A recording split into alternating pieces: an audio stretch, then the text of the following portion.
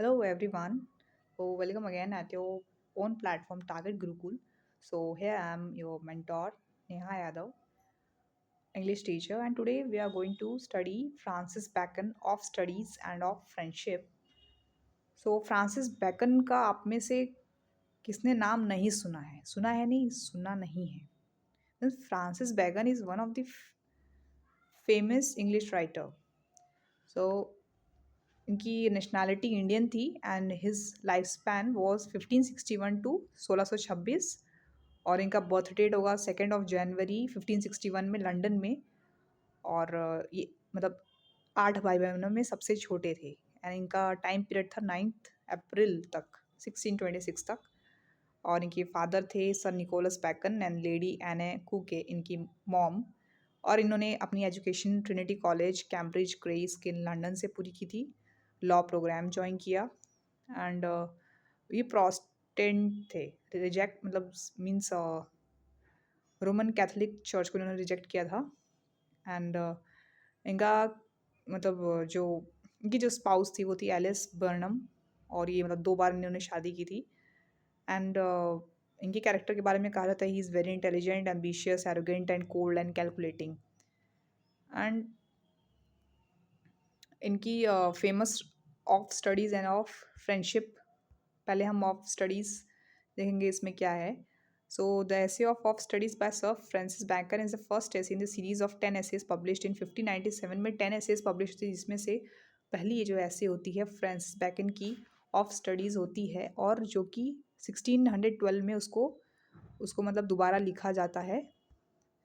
So basically ये मतलब बहुत फेमस राइटिंग है. एंड इसमें मतलब दोबारा जब लिखा गया तो इसमें कुछ और सेंटेंसेस और आइडियाज़ को ऐड किया गया, वोकैब को ऐड किया गया और इसको बहुत ही ज़्यादा फेमस बताया जाता है. बैकन्स की मास्टरपीस जो मैंने जैसे भी अभी आपसे कहा सबसे. एंड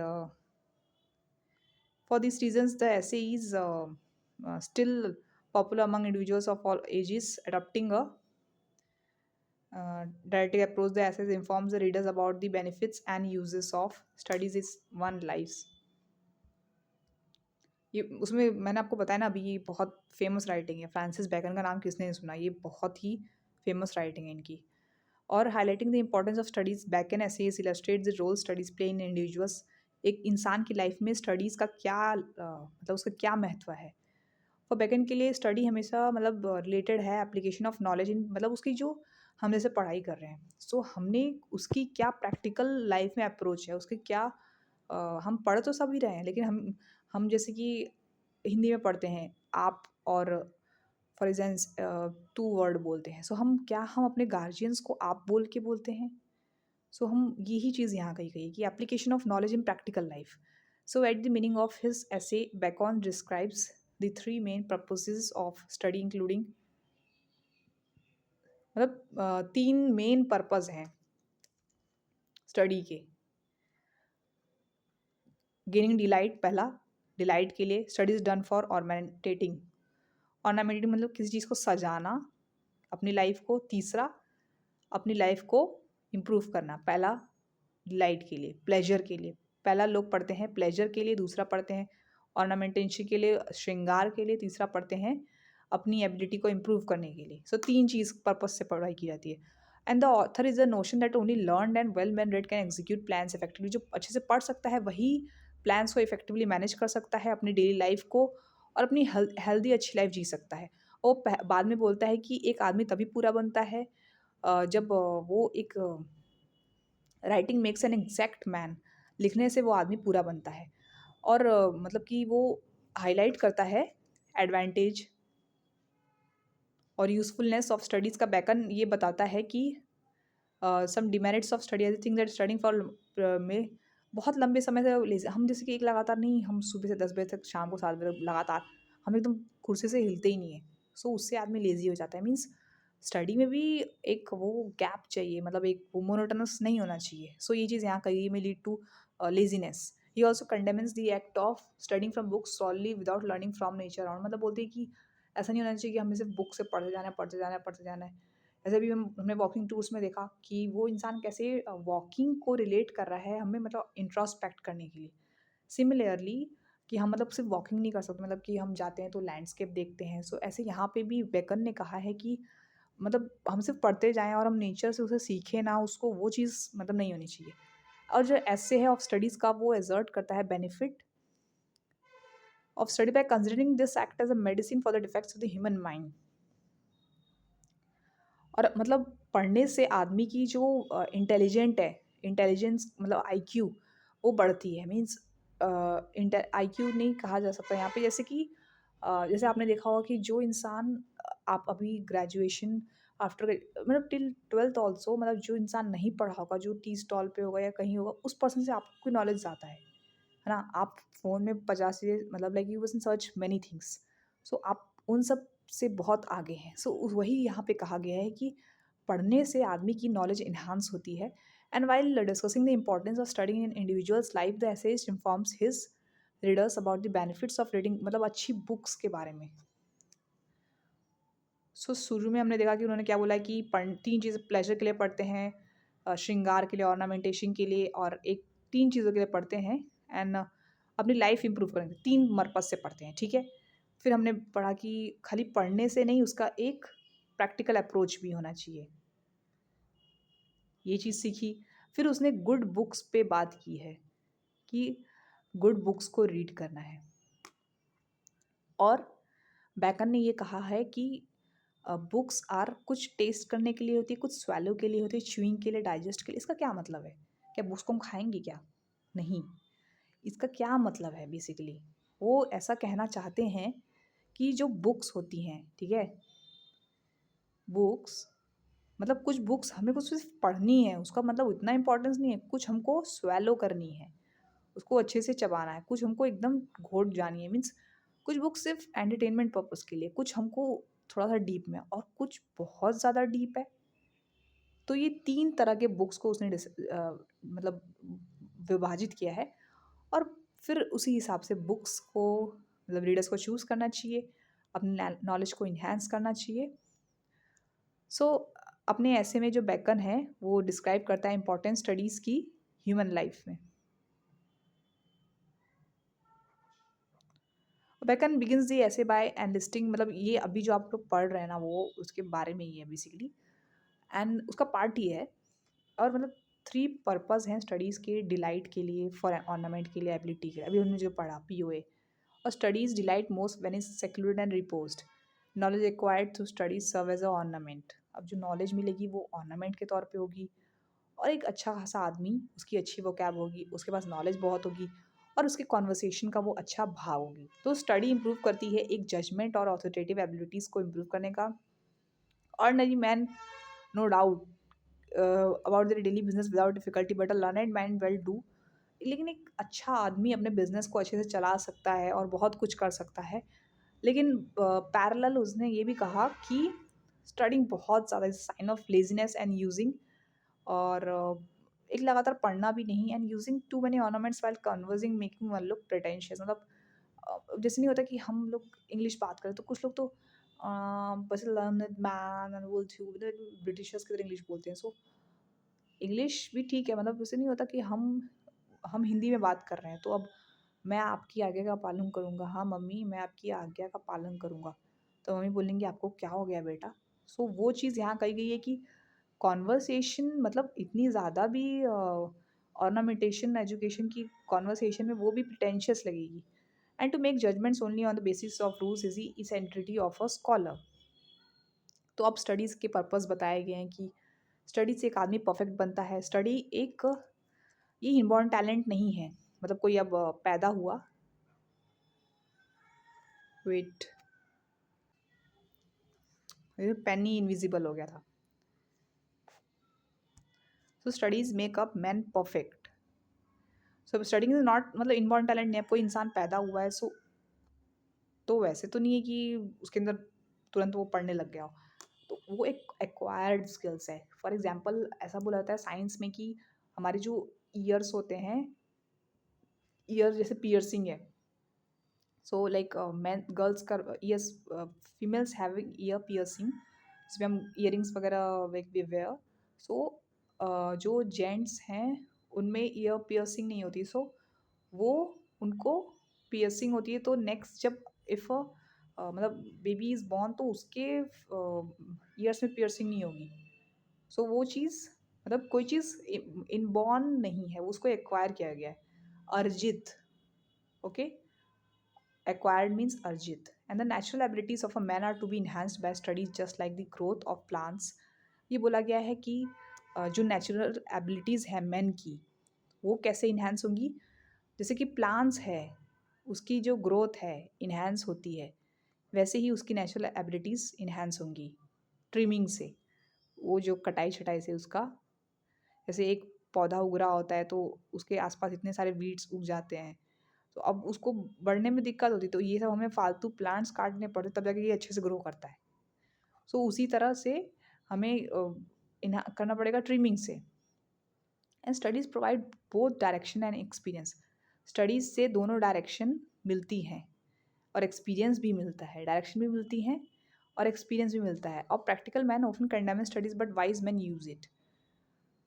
क्या है कि प्रैक्टिकल और वाइज मैन में क्या अंतर है, वाइज मैन उसको यूज़ करेगा। Studies teach man to learn from observation. Studies से मतलब कि आदमी जो है वो ऑब्जर्वेशन मतलब करता है और चीज़ों को लर्न करता है।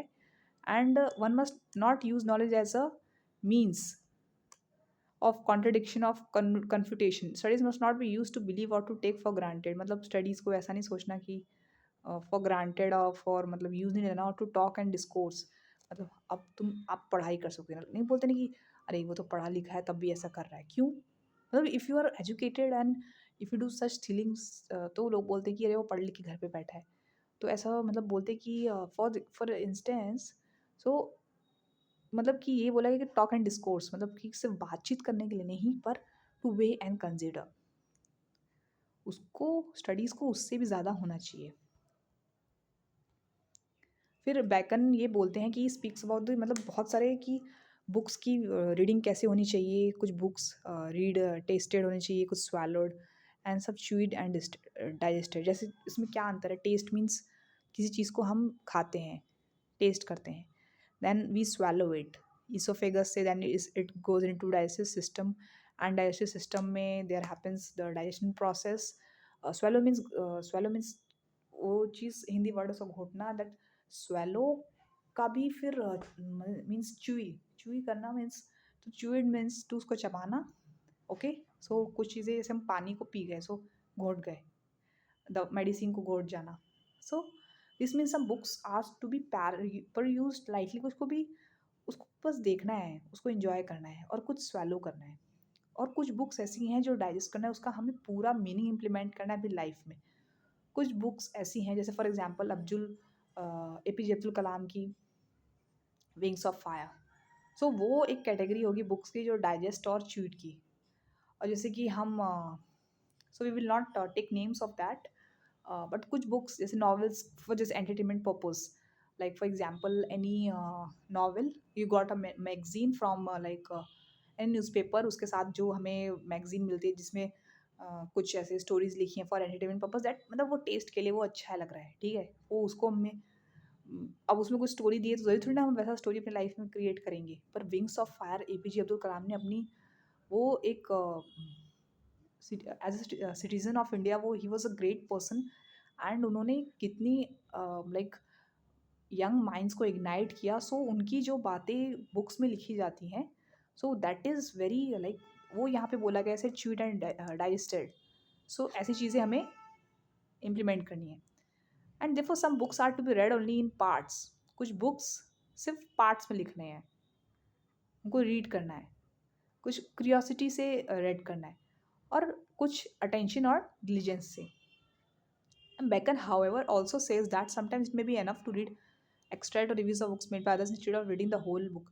यहाँ तक बेकन ने ये चीज़ कही है यहाँ पे कि उसके रिव्यूज़, बुक्स आप देखते हैं ना, बुक्स अब लाइक अब 9th क्लास के बच्चे एंड लाइक ग्रेजुएशन, मतलब बुक्स अब ऐसी बहुत कॉमन हो गया है कि कोई भी लिख रहा है मीन्स। सो यहाँ पे ये चीज़ बोली गई है कि बैकन ने बोला कि कुछ को हमें सिर्फ एक्सट्रैक्ट, उसका एक पार्ट, उसका एक संक्षिप्त विवरण हमें उसका पढ़ लेना है, और जो बनाई गई हैं हमें उसको पूरा भी नहीं पढ़ना है। कुछ बुक्स ऐसी हैं, उन्होंने बुक का कैटेगराइजेशन ऐसे किया है, पर according to Bacon it is to be done in the case of books of less importance. पर ये उन बुक्स का है जिनकी लेस इंपॉर्टेंस, जैसे अभी मैंने कहा ना आपसे कि कुछ मैगजीन्स हैं जो नहीं उतना इम्पोर्टेंट होती हैं, और इनको कहा जाता है distilled books, which is he calls flashy things. Flashy means जैसे एक लाइक फॉर एग्जाम्पल एक ग्लिटरी पेज है एंड इट इज़ वो बहुत चमक रहा है, सो आपकी उसकी अटेंशन उसकी उसकी तरफ जाएगी बहुत ज़्यादा, है ना। पर वो सिंगल पेज है, पर जो आप नोटबुक में लिख रहे हैं वो आपकी नोटबुक 60 पेजेस की है, पर दैट इज़ वर्थ ये सिंगल पेज का आपको सिर्फ मतलब उसमें आप क्या, वो फ्रंट पेज तो ग्लिटरी है, वो तो क्राफ्ट पर्पज से है, मतलब in a way to tell you that यहाँ पे ये कहा गया है कि मतलब वो फ्लैशी है, वो मतलब सिर्फ दिखावे के लिए, वो मतलब उतना ज़्यादा उसका यूज़ नहीं है। फॉर एग्जाम्पल हम बहुत ज़्यादा हम क्या करते हैं कि हमारे जैसे मॉम डैड, हमारे जैसे मम्मी पापा सिंपल हमें बातें बोलते हैं कि ऐसा करो वैसा करो, तो हमें मतलब लगता है कि अरे क्यों इतना प्रवचन दे रहे हैं। एंड वही चीज़ हमारा कोई दोस्त बोल देगा, अरे तेरे को पता है वहाँ जाना है तो वहाँ, तो हमें कितना फैसिनेटिंग लगता है, हमें लगता है चलो चलो निकल पड़ते हैं। सो ये reading makes a man complete, conversation makes a man quick and witty, and writing improves the memory. So reading से क्या होता है कि आदमी एक कंप्लीट पर्सन बन जाता है, कॉन्वर्सेशन से आदमी क्विक हो जाता है, विटी हो जाता है, और राइटिंग से उसकी मेमोरी इम्प्रूव होती है। ये तीन एस्पेक्ट बताए गए हैं बैकन ने। और अगर मैन कम लिखता है तो उसकी मेमोरी उतनी अच्छी नहीं होगी, अगर वो कम बोलता है तो उसके अंदर विट की कमी होगी, प्रेजेंस ऑफ माइंड की कमी होगी, और वो अगर कम पढ़ता है सो उसके अंदर नॉलेज कम होगी। तो study of history makes a man wise while a study of poetry makes him witty, मतलब हिस्ट्री से उसका वाइजनेस बढ़ेगा और पोइट्री से उसका विटीनेस बढ़ेगा। मैथमेटिक्स से आदमी एग्जैक्ट बनता है, प्रिसाइज बनता है, नेचुरल फिलोसफी से उसका डेप्थ बढ़ता है माइंड का, और मॉरल से आदमी का ग्रेव बढ़ता है, मतलब man makes a basically a man grave, whereas a study of logic and rhetoric makes him more comprehensive. Studies pass into a character. A man's character is influenced and defined by the type of, आदमी का character कैसे वो बनेगा, जैसे कि वो किस तरह से बुक्स पढ़ रहा है, और मतलब वो उसका कैरेक्टर पता चलता है। जैसे कि हम सुनते हैं ना कि a person is known by the group he lives, मतलब अगर आपको कामयाब होना है तो आपके आसपास जो 5 लोग हैं वो कौन कौन है। सो उन लोगों से आपका डिफाइन हो जाएगा कि आप किस टाइप के पर्सन है। तो वैसे ही बुक्स का कहा गया है कि डिफाइन किया गया, जैसे आदमी बुक्स पढ़ेगा वैसा वो हो जाएगा। This no disease of the mind that cannot be cured by proper study, मतलब ऐसा कोई डिजीज नहीं है माइंड का कि क्योर हो जाए प्रॉपर स्टडी से। Bowling is good for the bladder and the kidneys, जो बैटिंग बॉलिंग करते हैं उसको बोलेगा कि ये bladder, bladder is basically part of our body, and and kidneys आप सभी जानते ही होंगे। Shooting for the lungs and breast, walking for the stomach, walking से स्टमक अच्छा होता है, राइडिंग से हेड अच्छा होता है। उसी तरह मैथ, यहाँ पे कंपैरिजन किया है कि हम बॉडी को, जैसे हमारी बॉडी को ये सब चीज़ों से, शूटिंग से लंग्स अच्छा होता है, वॉकिंग से स्टमक अच्छा होता है, राइडिंग से गुड मतलब हमारा हेड अच्छा होता है, उसी तरह से मैथमेटिक्स से हम सोचते हैं अच्छा है, हमारा माइंड यहाँ वहाँ सोचता है प्रॉब्लम्स करते हुए। और अगर आदमी, if a man is unable to make distinctions he must study school man, and if is not quick in passing through matters, उसको मतलब लॉ पढ़ना चाहिए। और फिर बेकर ने कंक्लूड किया है कि किसी भी आदमी के अंदर कोई भी चीज़ कमी है, उसके अंदर मतलब अगर माइंड में कुछ कमी है तो उसके लिए रेमेडी पाई जा सकती है स्टडीज़ में। सो स्टडीज़ एक प्लेजर का सोर्स है, ऑर्नामेंटल वैल्यू ऐड करता है एक इंसान की एबिलिटी में। और जैसे कि हमें for example any one of you, मतलब आप जितने भी स्टूडेंट्स हम सबको सुन रहे हैं, सो आप में से कोई स्कूल में जाएगा, मतलब ऐसे बोलना होगा या स्टेज पे बोलना होगा, तो आपको इंग्लिश वर्ड्स यूज़ करेगा, हिंदी वर्ड्स यूज़ करेगा, तो उससे आदमी के पता चलता है कि उसको मतलब ऑर्नामेंटेशन, यहाँ जो बात करी है, they have an ornamental value. So this essay deals with some of the uses of study, और मतलब स्टडी के यूजेस के बारे में बताया गया है. Pleasure of study can be best be enjoyed by a man leading a life of aloofness and retirement. And the ornamental value of study lies in enabling a man to become a good talker. मतलब ornamental value of study से उसके आदमी के मतलब वो अच्छा बन जाता है बातचीत करने में. और ही जो ज़्यादा स्पेंड करता है टाइम स्टडीज़ में, वो टेम्पररी मतलब लेजी हो जाता है. और टू मच ऑफ रीडिंग और purpose of conversation is try to make a vain display of his learning. If a man's judgment is governed only by rules he has learned from books, it shows his eccentricity. और studies से क्या होता है basically, मतलब bacon ने यहाँ पे studies को, आपने देखा ना, ऐसे हमने स्टार्टिंग से देखा कि बेकन ने स्टडीज़ की इंपॉर्टेंस बहुत ज़्यादा बताई है किसी की एबिलिटी डेवलप करने के लिए प्रॉपर गाइडेंस से, but without practical experience with abstract. और जो कनिंग होते हैं वो स्टडीज़ को अप्रूव नहीं करते, जो फील करते हैं, एडमिरेशन करते हैं स्टडीज़ का. और जो वाइज होते हैं वो स्टडीज़ को यूज़ करते हैं प्रोग्रेस के तौर पर. किसी को बुक्स नहीं पढ़नी चाहिए जो उनको कॉन्ट्राडिक्टरी लगती है. All things written in book should not be followed in life. हर चीज़ बुक में जो लिखी है वो उसको थोड़ी ना फॉलो करेंगे. उसको मतलब सोचना चाहिए कि हम क्या पढ़ रहे हैं और हमें हमारा क्या इस्तेमाल होगा. कुछ बुक्स सिर्फ पार्ट्स में रीड करने के लिए होती हैं, कुछ क्विकली और हेस्टली होती हैं. और बहुत सारी बुक्स होती हैं जिसके मतलब डिटेल हमें हमें हमने तीन चीज़ें पढ़ी ना कि उसमें डिटेल स्टडी करने के लिए कुछ स्वेलो करनी होती है, कुछ डाइजेस्ट करनी होती है. और और इन द केस ऑफ कुछ बुक्स में मैन में English somebody has to read them and then मतलब उसको कोई और उसको पढ़े, उस बुक को कोई और पर्सन पढ़े, मुझे बताए कि उसमें क्या है, और मैं उसमें से उसका कंक्लूजन निकालूँ कि इस बुक में क्या है. और इस तरह की books Meniere sort of books होती हैं. नो मतलब कोई मैन सेटिस्फाइड नहीं हो सकता समरी से या सिनॉप्सिस से गुड बुक की. और रीडिंग डेवलप्स करती है पूरी पर्सनैलिटी के एक इंसान की, और कॉन्वर्सेशन बनाती है एक मैन को witty. Different kind of books मतलब वो इम्पैक्ट करती है रीडर पे. और हिस्ट्री मतलब एक आदमी को वाइज बनाती है, इमेजिनेटिव बनाती है. Mathematics develop subtlety in man. Natural science enables, वो मतलब हिस्ट्री से आदमी का ये डेवलपमेंट पार्ट होता है. पोइट्री से वो इमेजिन करने लगता है. मैथ से वो कैलकुलेशन फास्ट करता है. नेचुरल साइंस से वो उसके अंदर अलग अलग यहाँ पे बताया गया है कि उसके अंदर एबिलिटी आने लगती है. एंड यहाँ पे बहुत सारी डिफरेंट काइंड ऑफ बुक्स के बारे में बताया गया है, और कैसे ऑर्नामेंट मतलब use of studies for ornament और use of studies for ability. और बेकन मतलब बताते हैं कि एक्सीलेंट एडवाइस देते हैं कि कैसे आदमी को पढ़ना चाहिए. और डिफरेंट स्टडीज़ और वेरिड इफेक्ट्स ऑफ मतलब कि ह्यूमन माइंड पर इम्पैक्ट पड़ता है. और various mental effects can be remedied by various kinds of studies. The need to of experience to supplement. And मतलब अगेन उसने बताया है कि एक वाइज मैन कैसे अपनी नॉलेज को इन्हांस करेगा. फॉर ये भी है कि the essay is a masterpiece of brevity and terseness. Some of his sentences read like proverbs.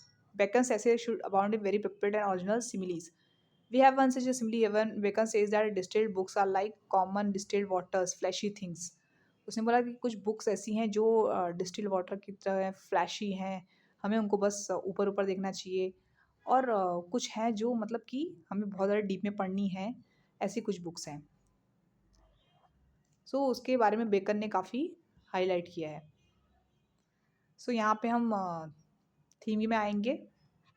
So Elizabethan age is the most creative period in English literature. The foreign wars were over, and the Englishmen had for the first time the leisure to devote their energies to ensure the war neighbors. Fortunately, at this time, the great wave of Renaissance, the new birthrights having spent itself in Italy and across France and Spain, shores of Ireland. और उसी time पर ये Francis bacon की बात कही है. ये philosophical reflection है लाइफ पर in the style of Plutarch, morals and the essays of Montaigne. Bacon's mind Catholic था रेंज में, but the subject of moral thought that interest him are completely few or generalized.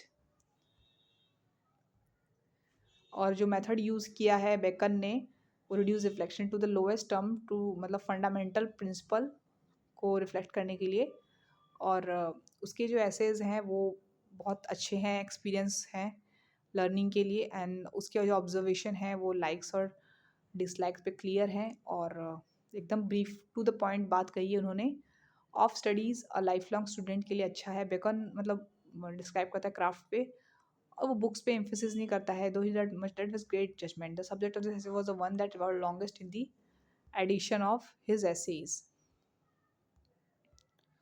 और इसका अब style हमें देखना है कि पैसेज कंप्रेस है, बोल्ड है, फुल ऑफ कंडेंस थॉट है, और सेंटेंसेस बहुत स्मूथ हैं, फोर्स है, प्रिसीजन कैरेक्टरिस्टिक्स है। सस्टेन पैसेज वो इजी इलेक्वेंस है, और sentences here are of singular और unaffected beauty and not sustain but flowing continuity with the rest. और बेकन की मतलब लैंग्वेज बहुत ज़्यादा सिंपल है, बहुत ज़्यादा ऑर्नामेंटेशन बढ़ा चढ़ा के नहीं है, मतलब जो चीज़ है टू द पॉइंट कन्फाइनमेंट उन्होंने लिखी है। और बेकन के मैनर में एक स्पेशल तरीका है कि वो प्रोबेटिव लेंथ को ध्यान में रखते हुए, मैग्निफिशेंट लॉल को ध्यान में रखते हुए सेंटेंस के बाद सेंटेंस लिखते जाते हैं। और मतलब वो बहुत ज़्यादा कॉम्प्लेक्सिटी यूज़ नहीं करते, ऑर्नामेंटेशन यूज़ नहीं करते, उसके सिंप्लिसिटी, स्ट्रेंथ और ब्रीविटी होती है, क्लेवरनेस है, प्रिसीशन है, मतलब टू द पॉइंट को बात को कहना, सिंप्लिसिटी।